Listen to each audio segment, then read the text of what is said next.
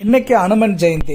வாங்க நம்ம அனுமனை வழிபட்டு நம்ம துன்பங்கள் எல்லாம் நீங்கி நீண்ட ஆயுள பெறலாம்.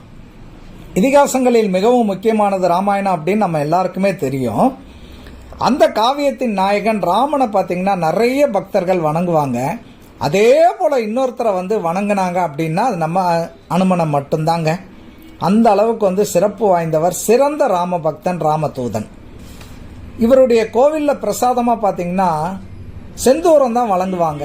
அதுக்கு ஒரு காரணம் இருக்கு. ஒரு சமயம் அசோகவனத்தில் சீதா பிராட்டியை பார்த்து, தாயே தங்கள் நெத்தியில் செந்தூரம் வச்சிருக்கீங்களே, என்ன அர்த்தம் அப்படின்னு கேட்க, அந்த அம்மாவும் என்னுடைய ராமன் நீண்ட ஆயுளோட இருக்கதா இந்த செந்தூரம் அப்படின்னு சொன்ன அடுத்த நிமிஷமே உடம்பெல்லாம் செந்தூரம் பூசிக்கிட்டு என்னுடைய ராமன் நீண்ட ஆயுளோட இருக்கணும் அப்படின்னு தன்னுடைய பக்தியை வெளிப்படுத்தினவர் தான் இந்த அனுமன். இவரை வணங்குங்க,